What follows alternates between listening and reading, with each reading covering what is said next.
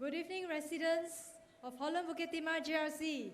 Fellow Singaporeans, how are you feeling today?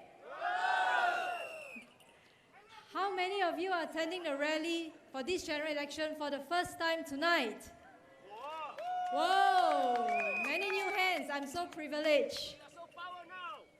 Take a look around you now. See the MRT track, the trains that pass by every few minutes, the high blocks of our public housing and private housing, the trees around the field. Look at the people beside you, your family, your friends, neighbors, and other fellow Singaporeans. What do you see in each other's eyes? Do you see hope or helplessness? Joy or sadness? Enthusiasm or defeat? What do you feel in your heart right now? Can you imagine growing old in this country, moving in the direction that the PAP-led government is bringing us? I do not need to remind you that we have made much progress in the last 50 years. We have been bombarded with information about the transformation of Singapore from a fishing village to a global city. If you have not heard anything about SG50 the past year, please let me know how you managed to do that, because I'm having information overload about SG50. We are all aware that there are poor people in Singapore. I cannot remember when I started seeing an increase in the number of people who sleep on benches or on the void decks at night. Nor can I remember when the images of old and frail workers clearing trays at food centers, cleaning toilets, collecting cardboard boxes became permanently imprinted in my head. So how many poor people are there in this beautiful country of ours? Unfortunately, we do not really know, as the government said that it was not useful to define a poverty line. In 2013, Caritas Singapore and a coalition of partners ran a campaign called Singaporeans Against Poverty to highlight that there were 105,000 low-income families in Singapore who earn on average $1,500 a month.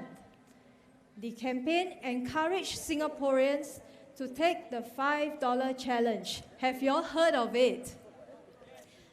Okay, indeed, it wanted people to suspend judgment and feel what it is like to live on $5 a day for food and transport.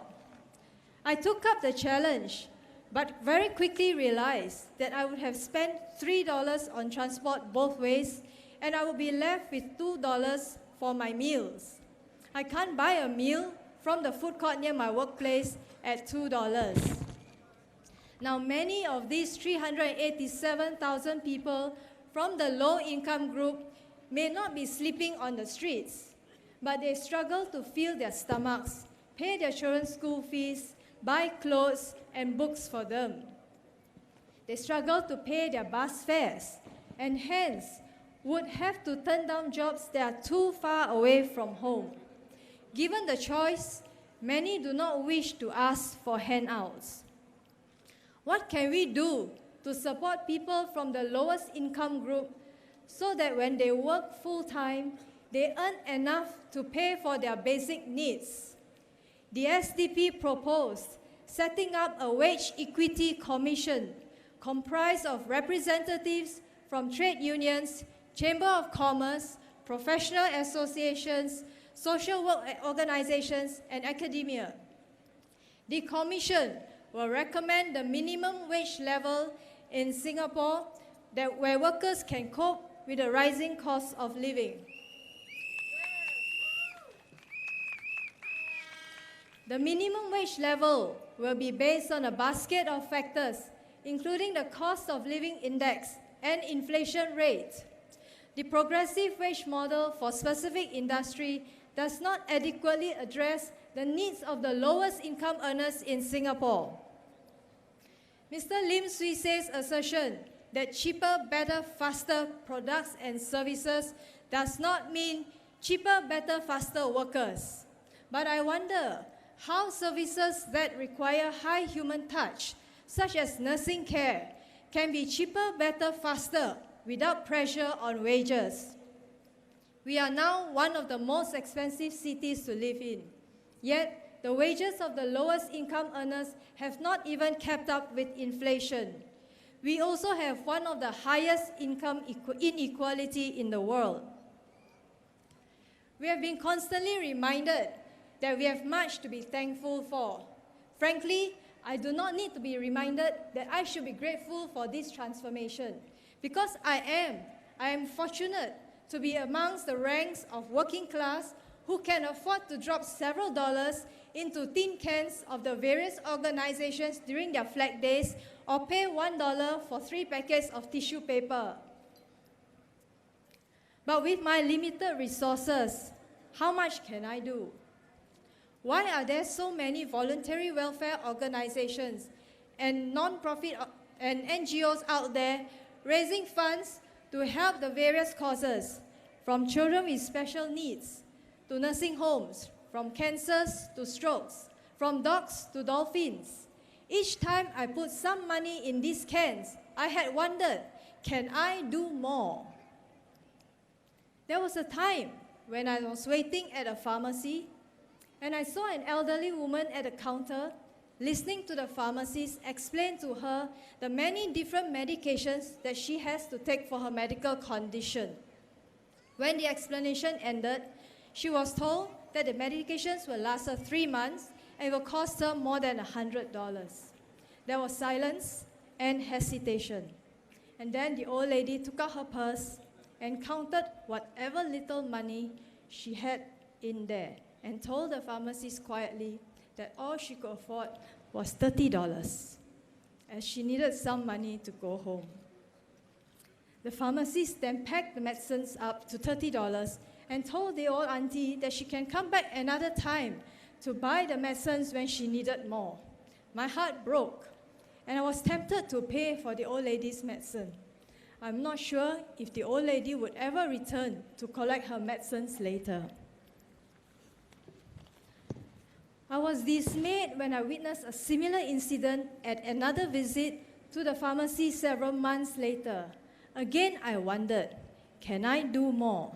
So here I am, standing here as a candidate, a member of the SDP Holland Bukit Timah team, because I believe I can do more. I believe I can make a difference to the lives of Singaporeans.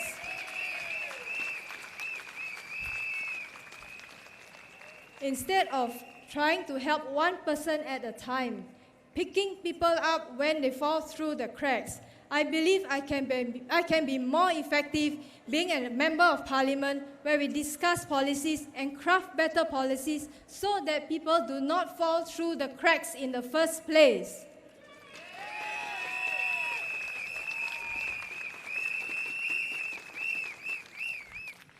We need to reform social security in Singapore, not make piecemeal changes to address the gaps. The SDP proposed several measures that are laid out in our economic policy paper. It's entitled A New Economic Vision Towards Innovation, Equal Opportunity and Compassion. These include returning our CPF savings on retirement, reducing costs of HDB flats, lowering healthcare costs, and increasing social spending.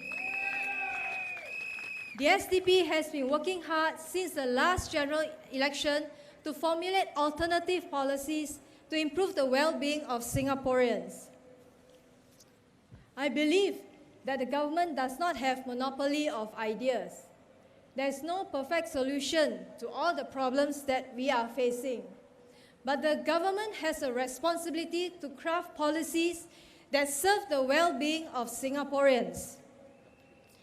When we look at Singaporeans from low-income families as human beings with hopes and aspirations like all of us here, not as people who are lazy and choosy about jobs, just waiting for money to drop from the sky, then perhaps we can have policies that are more humane.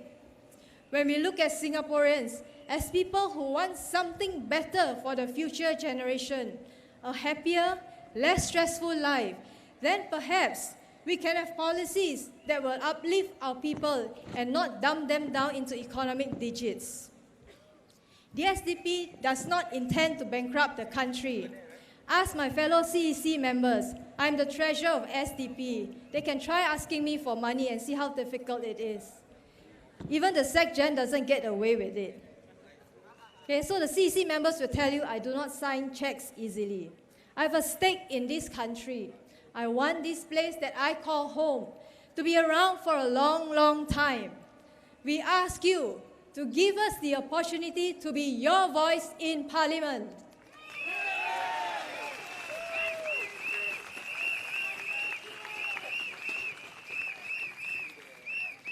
We can be a voice in Parliament so that we can speak up on issues that are important to you, not important to the ministers. Do not be afraid of voting for the SDP. Your votes are secret. Nobody knows who you will vote for. Please do not allow the PAP government to put fear into your head. Have courage, my fellow Singaporeans. Vote for SDP for a better future.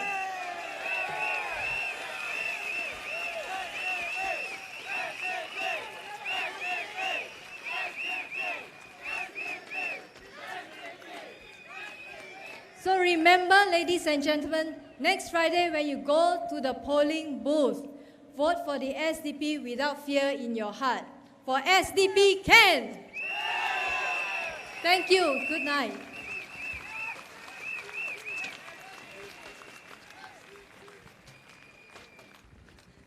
各位居民们，